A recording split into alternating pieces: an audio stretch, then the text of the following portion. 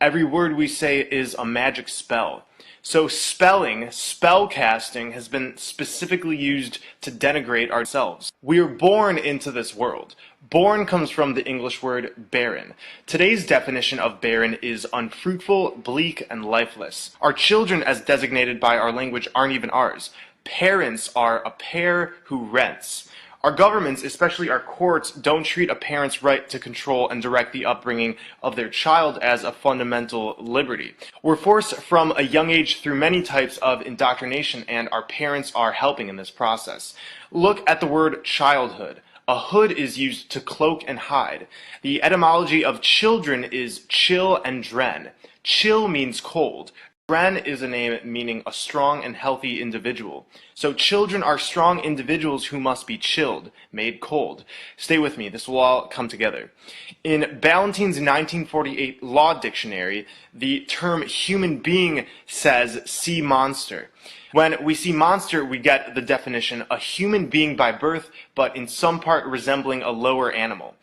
In the Oxford New English Dictionary of 1901, a human is defined as belonging or relative to man, as distinguished from God or superhuman beings. So these definitions are telling us we're monsters, and the word live backwards is evil.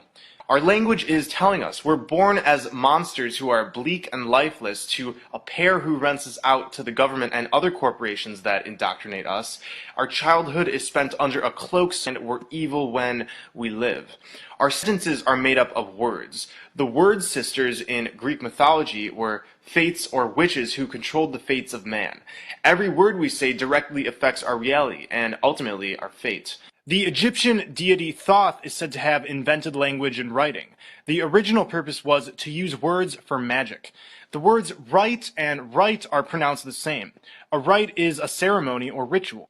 Whenever we're writing with words or speak, we're initiating a ritual. Books contain chapters. A chapter often refers to a sect of a secret society or religious order. To page someone is to summon them. Pages in books made of words are summoning things to enslave or imprison our souls. The word grammar comes from the French word grammaire or grimoire.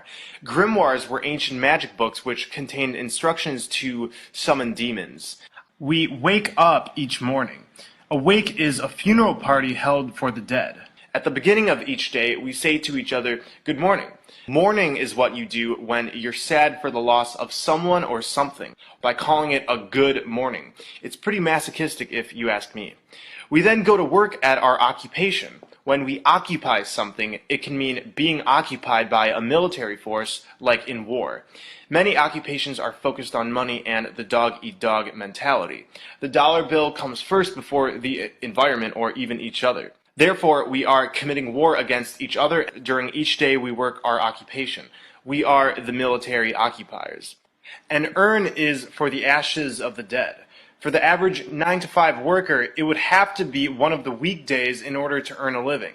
I agree, you would have to be in a weekdays to earn a living. During the week, we become weaker and weaker until finally it's the weekend, and we have become weakened. Somebody or something who is weakened has no power. And during the weekend, many of us turn to drink alcohol.